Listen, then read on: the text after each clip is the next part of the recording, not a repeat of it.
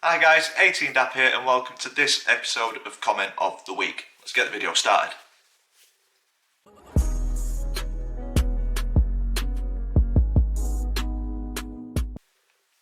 So guys, welcome to this episode of Comment of the Week. A lot of comments on the channel over the last week's videos with the quarantine videos. That's getting quite a few views, quite a lot of comments. Glad you guys are enjoying it.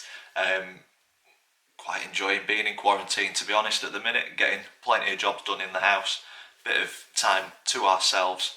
It's nice, but I hope we're through this sooner rather than later. But the one comment that comes in on Comment of the Week is from last week's episode 32, and it's from Bailey Vicarage. He says, as we're all missing football, I've got two questions. I'm missing football too, Bailey. Can't wait for it to be back. Question 1, what are your top 5 Donny chants of all time?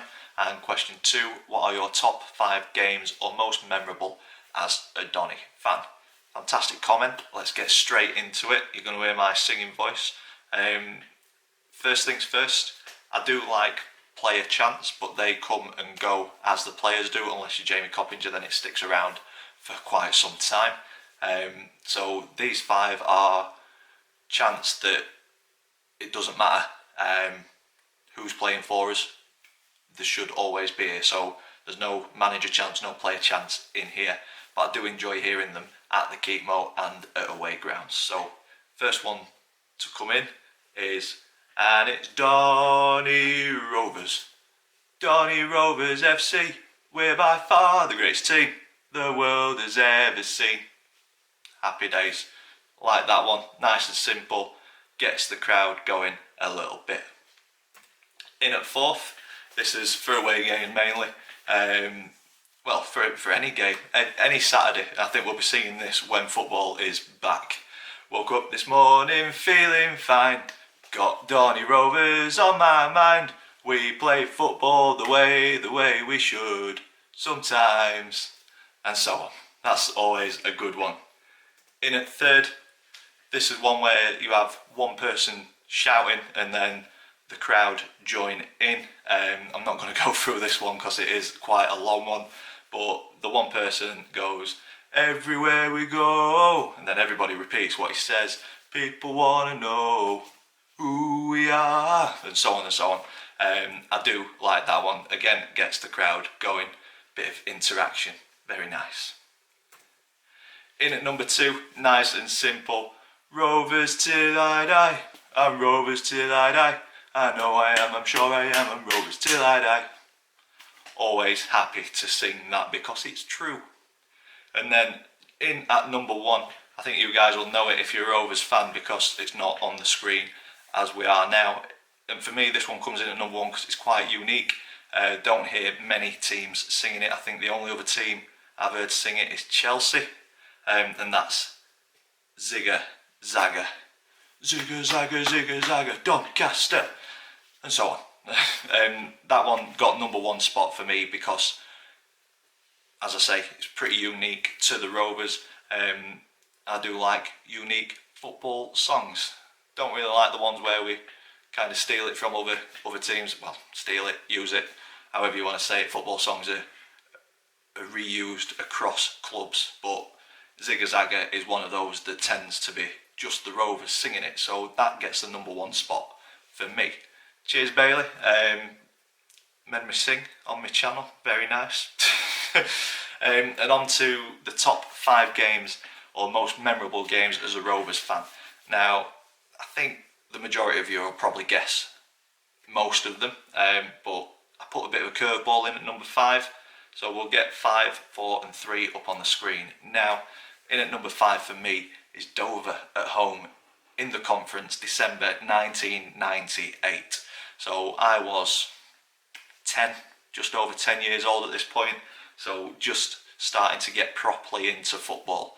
And this game stands out in my mind because it's that one game for me that made me realise football is what I'm going to be watching for the rest of my life.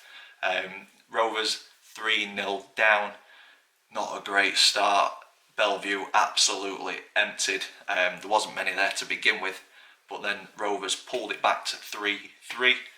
Dover then scored again, and at that point pretty much everybody around us thought it was game done.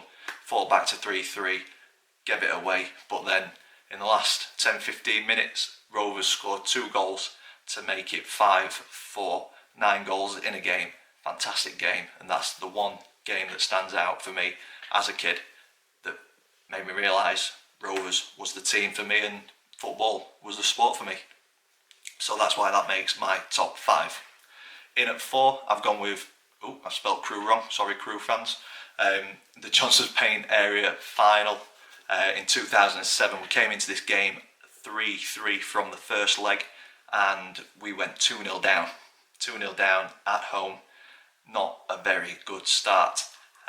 But then goals from Heffernan, I think he scored 2, and then the Afro goal machine, Jason Price, bagged the third, which made it 6-5 on aggregate, and the keeper was absolutely bouncing. A very, very fun night. And that took us through to game 3 on the list. Bristol Rovers in the Johnson's Paint Trophy final in 2007, played at the Millennium Stadium in Cardiff. And we had a bit of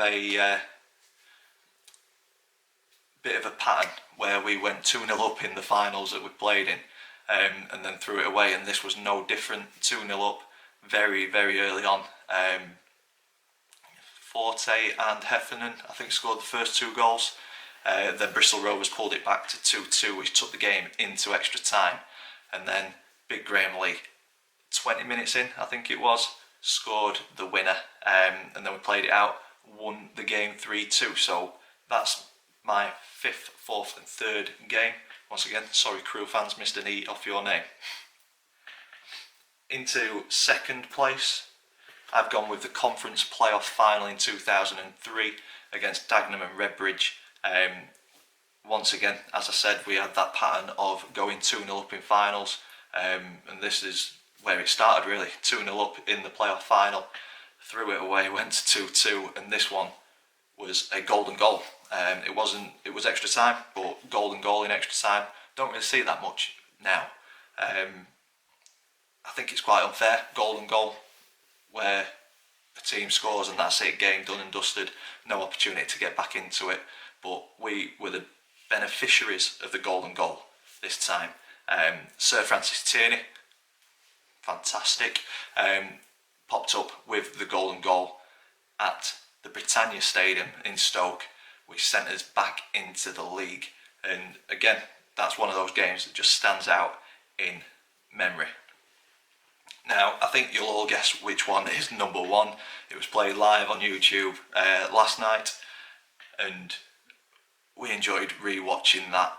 But the reason, an honourable mention before I say what comes in at top spot, Southend, playoff semi-final 2008 at the Keepmoat Stadium. The reason that this doesn't make my top 5 is I wasn't there. I was at uni, couldn't get back, so I ended up watching it in a bar in Hull and surrounded by Hull fans. The rugby was on.